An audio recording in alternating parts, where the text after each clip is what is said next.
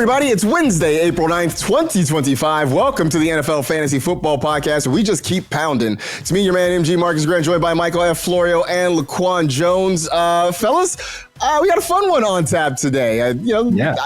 We've talked to a few players before, but this one, I think this one turned out pretty well. If you fantasy darling, man, I'm glad we got get a chance to talk to him. Yeah, absolutely. If you don't know what we're talking about, if you missed yesterday's show, a few days ago, we had a chance to sit down with Panthers wide receiver Adam Thielen, talk to him about fantasy football, about the development of Bryce Young, and his experience eating Raccoon with teammate Xavier Legette, as well as the second season of Severance. So early spoiler alert. If you have not finished season 2 of Severance, just know it comes at the end of the interview. You can sort of tune out, earmuffs, whatever. And avoid any spoilers in case you had not seen what happened with the folks at Lumen. So here it is, our sit down with Adam Thielen. Very excited now to be joined on the show by 11-year NFL vet, current Carolina Panthers wide receiver Adam Thielen. Adam, we appreciate you hanging out with us, man. How are you? All good. Yeah, actually going on year 13. I know the NFL doesn't like to give me that practice squad years. Everyone wants to say, but going on year 13, which is crazy to think about. But yeah, thanks for having me on. Yeah, well, I was going to ask you about that. I mean, heading into year 13 now. I mean, you have you had a long stint in Minnesota. Now you're coming up on your third season in Carolina. At this point, what keeps you motivated to get out there every year? I think the opportunity to get back to the playoffs. It's been a rough couple of years, and just that opportunity to really be a part of building something special was what kind of intrigued me to come to Carolina in the first place, and didn't really necessarily go to as planned the last couple of years, but really excited about what the possibilities could be here, and really what keeps me going is that possibility of getting back to the playoffs, making a run, being competitive. And then shutting it down. Man, listen, you're one hell of a competitor, man. Adam, huge fan of yours, man. Like, you've been a fantasy darling for years, man. Like, has any fans ever reached out to you about their lineups? I get a lot of fantasy football talk pretty much every day, whether I'm at my kid's baseball game or just going to the dinner with my wife. A lot of fantasy football. Hey, man, you were on my team. I appreciate you. I get a lot of one of my favorite lines is, hey, my fantasy football team was super unique. The name was I Got a Thielen. And so I always play along with it like, oh my gosh, I've never heard that before. That's amazing. And even though I've heard that 5 million times, but I do love it. I do love it. Do you play? I do not play. I played a lot in college, but will once I'm done retired. But with all the gambling rules and all that with the NFL, I just kind of stay away from it for now. But as soon as I'm done playing, I will get back into it. When you're playing, someone you might be drafting is Bryce Young. And as fantasy players, and we loved what we saw in year 2 out of him and the growth, but you see it up close and personal. So what was the biggest change or growth you saw with Bryce Young from year 1 to year 2? That reason right there is probably the biggest reason why I'm coming back. And playing another year, just to see that growth, see his attitude, see his influence in the locker room, and just how things had changed over the last 2 years. He's always been a great person, and you could see the potential, and he's a football player, right? He's been doing it his whole life, and that's a lot of what he has done since he was a young kid is revolved around football. So he's a good football player, and you see it day in, day out, but you really want to see that next step of his leadership and how he can kind of carry that team to the next level, especially at the quarterback position. And you really saw that the last 5, 6, 7 weeks. And through all the adversity through year 1 and then going to year 2 and more adversity with being benched, and then coming back and really just saying, hey, you know what? I'm going to be the best I can be to be a leader. Maybe not just necessarily be myself, because I think him as a person, he's kind of a little bit more laid back. But I think he realized that I can really make a difference if I just do what it takes to help this team win. And he was able to do that in a big way and really lead and play at a high level, and excited about year 3. You are the veteran in what is a fairly young offense, and you had a couple of rookie wide receivers last year with Jalen Coker and Xavier Legette. What did you see from those guys, and what are your expectations for them going forward? Well, I would say I saw a ton of potential watching both of those guys through practices, training camp, And then obviously in games, you just see the potential that's there. The big plays, the ability to make contested catches, their athleticism and their size is really what sticks out to me. They're both huge dudes. I mean, 230, 225 pounds running the way that they both run. You can't find that on the street. You're not finding that anywhere. And so their ability to play big in big moments. Jalen Coker had a lot of big plays and big moments. So again, I say all that to say that there's a ton of potential. I think like any young player, there's just fine tuning and not necessarily just their games, but fine tuning where their attention and detail is in the off season, in the way that they watch film, in the way that they prepare. That's kind of where I try to make my influences. What does it take to be a pro? And what does that look like? Not just on Sundays, not just week 1 through week 17, but what are you doing all year round? And what does that look like? So I'm excited. I'm excited for their careers and to watch it unfold because, again, they have great potential and they're great guys. The NFL draft is in 16 days. What is some advice you would give like a rookie wide receiver entering the NFL today, especially with you being an undrafted guy yourself? Like, what could you give them? Well, if I had to break it down into bullet points, I would say it's pretty simple. I would say focus. I would say preparation, and I would say have fun. And those are 3 bullet points that I'm trying to instill in my boys as they kind of enter this sports journey, right? Playing baseball and flag football and doing these other sports, basketball. It's like those 3 things are really, really important. And no one really ever talks about them. Everybody talks about, how many points you score in basketball, how many hits you had in baseball. But what really matters is that preparation. What really matters is that focus and detail. And then just having fun and going letting it loose and letting it fly and being confident in that preparation. So those are the 3 things I'd say is just really focus on those things, and everything else will take care of everything else. And that's really what I've tried to implement into my career, and day in and day out, and focusing on the moment. And it's played out pretty well.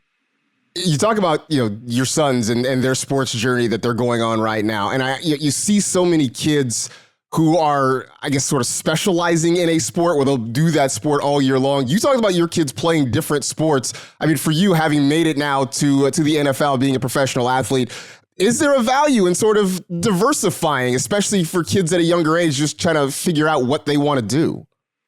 Number one, I wouldn't be where I am today without playing multiple sports. Played 4 sports all the way through high school, and I still swear to this day that I would not be in the NFL if it wasn't for all of those sports that I played throughout high school, and the different lessons that I learned in each of those sports, and the different body movements, right, and body mechanics and movement skills that I learned from basketball. I apply to football all the time. And so I talk to my sons all the time, like, hey, like, you might not love basketball as much as you love flag football, but when you go out and play basketball and focus and you work hard at it, you're actually getting better at football. So as much as you maybe would rather be in playing flag football or rather be in playing baseball, those sports are all helping you be better at the sport maybe that you gravitate towards. Also, I think at a really young age, I think you got to play soccer and try everything. See what you really fall in love with. And then once you kind of see the sports that you really enjoy and maybe are more natural at and want to spend that time on, that's when all right, I'm gonna focus more on flag football and baseball, because now that you have that love and passion for it, now you want to actually practice and you want to work hard and you want to get better at your sport. So that's really what I try to work with my boys, and it's been really fun to see what they gravitate towards and what they want to spend time on in the backyard. And I'm here for it all. Are you the best hooper in the Panthers wide receiver room? Yes, 100%. Yeah, no questions asked. Super confident. Not best dunker, because we have a couple of guys that have insanely high verticals. And so I'm not going to get a dunk contest with those guys, but basketball was my first love. So I think I can score. I can defend. And I can be a kind of a better all-around basketball player than anyone in the receiver room. I love the confidence, and I would have been sad if you said someone else was better than you. But us fantasy guys, we love offense. I mean, there's no surprise there. We always want offensive-minded coaches and stuff. You spent a lot of time playing under Mike Zimmer, a defensive-minded coach. Now you're under Dave Canales, who is an offensive-minded coach. What are the differences between play style under these coaches, and do we make a big enough deal about we want offensive coaches or? So I don't know if I'm going to answer this question perfectly, but the way my brain goes right to this is I think of it this way. When you have a defensive head coach, you have multiple offensive coordinators through your career, because either they're going to be really good offense coordinators and they're going to go get a head job, or they're going to be average to not very good and they're going to get fired or replaced. So there's only two options, and both of those options it means you're going to get a new offensive coordinator. So I say that all to say that when you have a defense head coach, you're going to have multiple offensive coordinators and multiple offenses. So it's really hard to maybe necessarily get into a rhythm and really trust and understand the offenses. When you have an offensive head coach, you have the same offense until he's gone. It's going to be his guy, his offense, whether he's calling the plays or the offense coordinator is calling the plays. It's going to be the same system. And so you can really get into a rhythm. You can really understand it.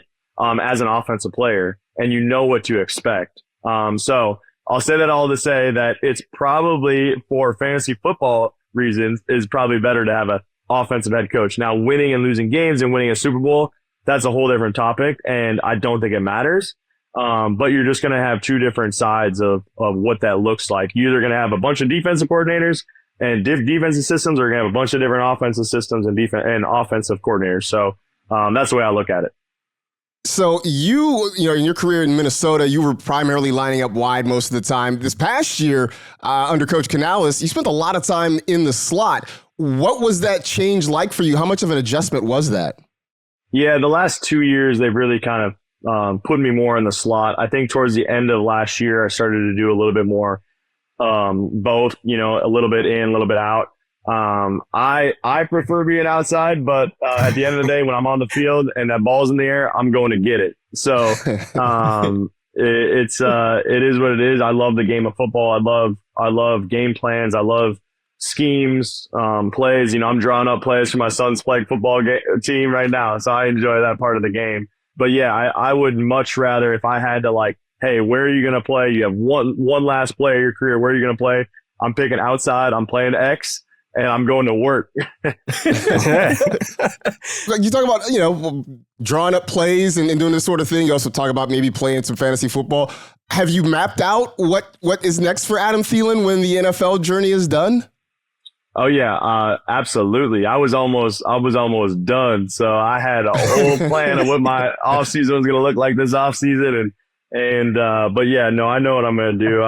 I really enjoy coaching youth sports, coaching my kids. I ask them every day to make sure that it's okay with them, that I'm coaching them. And so far it's been positive that they want me to keep doing it. But I really enjoy that. And not really just for my kids' sake, but I love coaching the youth. You gain so much ground over the course of the season. They just get so much better and they're more confident. And it's just so fun to see that and be a part of that. So I'll be coaching a lot of youth sports. Maybe doing a little bit of media stuff on the side, and playing a lot of golf and trying to get into some big golf tournaments. That's awesome, man. I got to ask now, last season you took a bite of that raccoon from Xavier, from 1 to 10. I mean, was it good? It was room temperature too, right? Yeah, it wasn't the greatest experience of all time, but I'm glad I did it because that's my guy, and he swears by it. But yeah, it was fine. It was very average. Like you said, it was room temperature. It was in a Tupperware that had been sitting out for hours. So not the greatest experience, but glad I did it. Any way we can try to get that in a Minnesota hot dish? You see yourself putting that in there? That's true. It might not be bad in a hot dish because I feel like that's the best part about the hot dish. It doesn't matter. You got cheese, you got potatoes, yeah. You got, maybe some corn. So you can kind of mask the taste of everything and it's all good. Any way that you could probably get him to taste some lutefisk? Like, has he ever explored that? That's true. Maybe that's what I should do. I think I'm gonna bring out some total Minnesota dishes and see if he'll try it, which he probably will. While we're on the subject, look, it's not. I hope your answer is not raccoon, but what's your favorite Carolina food? Oh, favorite Carolina food. That's a great question. I'm not a big like Southern food guy, especially while I'm still playing because I'm trying to stay fast and fit. And that Southern food, a little greasy, a little fried, but favorite Carolina food. I mean, I think the barbecue is pretty good. I think the wings, there's a couple good wing spots that I enjoy. So I'd have to say probably the wings. Favorite place to play? In the stadium, city, wherever, where do you just like going when you're playing? Okay, well, I got two sides of this. So I got my favorite place to play as far as like going in there and winning is Lambeau Field because there's nothing greater than like just coming out of there with a W. Now, there's nothing worse than coming out there with an L because they got they got a great fan base that cares a lot about their team and they'll let you know that you lost. But one of my favorite places to play, though, I think just atmosphere-wise, I think is Seattle. When you show up there, just the energy, that fan base, they bring it. And so I think there's just something about that atmosphere that's like, man, this is why we do it. Like, this is the NFL, and this is what it's supposed to look like and feel like. And the same thing in Minnesota. I think it's very similar. I haven't played there as an opponent. But I would imagine it's very similar, like just that atmosphere and that kind of that ring and energy that you feel when you walk in to go play in that stadium. There's just nothing like it. And it makes everything, all the hard work and dedication and sacrifice that you make in the offseason, that makes it all worth it. What is it about Green Bay? Because you are far from the first NFC North player to be like, I love going to Lambeau and beating them, because it feels like every player who plays in that division wants to beat up on the Packers. Yeah, I mean, well, I grew up hating the Packers. I grew up a huge Vikings fan. So I think there's a little bit added extra for me individually. And then I also think that just the tradition there, right? They're always good. They've been good for a long, long time. And just the tradition of that stadium in particular, there's just something different, right, about the organization. So, it just makes it special to go in there and play a good team and a good organization and win. So, Adam, these guys for the past year, they've been bullying me to go watch this show, Severance. So I got to know, are you a fan of it? Like, have you been watching? Heck yeah. Gotta watch it. Oh, I can't believe you haven't watched it. Yes. Oh, man. Look, I have all the streaming services. Like, I had to convince the wife to get another one. So that's what the holdup was. My bad. Well, you just got to add the package and then you grind out, the 2 seasons and then you cancel. Like, it only costs you 1 month worth of subscription. You're good. I cleared it in 4 days. Season 1 and 2. I am hooked. Where is season 3? So then we got to ask you then, Adam, are you team any mark or outie mark? I mean, where do you fall on this thing? Yeah, I did not like the way season 2 ended. Spoiler alert. Hopefully no one's that's listening hasn't seen the last episode, but man, like, I really wanted him to go with his wife. Yes. So that was where I stood on that, and can't wait for season 3. But the season 2, I will say season 1 was much better in my opinion. Season 2 was wild, and there was just too much going on for my ADD that I couldn't follow along. Thankfully, one of our strength coaches with the Panthers was filling me in with all the side stuff that was going on. Sorry, my daughter is saying all good. But, okay, I'll come out there in a second. Love you. My daughter, my youngest daughter, she can talk, so she just had to tell me the whole story about where she's going to a friend's house, doing all Amazing. that. Love that. Amazing. Adam, we appreciate the time. Best of luck this season. We'll certainly be watching. Hopefully we can reconnect when season 3 of Severance comes out. But in the meantime, we appreciate you hanging out with us. Awesome. Thanks, guys. Enjoyed my time. We'll do it again. Thanks again to Adam Thielen for hanging out with us. Florida, there were a lot of things he said that I thought were very entertaining, very informative. I did love him saying that people come up to him with like their special fantasy team names, and it's just like I got a Thielen. I got it. The hilarious thing is like that team name has been around for a decade now. Like he's probably heard it 100 times. My personal favorite part was he stood on business. He said he is the best basketball player in that wide receiver room. I cannot wait to hear what the other Panthers wide receiver like that. I hope they hear this and they respond appropriately because I'm sure they all believe they are the best player in that locker room. We should clip that and send it off to Panthers social media so they can send it around to the rest of the guys. I do hope that he ends up putting the Raccoon in the Minnesota hot dish, man. And see, he said it might taste good. I mean, I don't know. I'm still curious of what Raccoon tastes like. So if anybody knows a guy, let me know.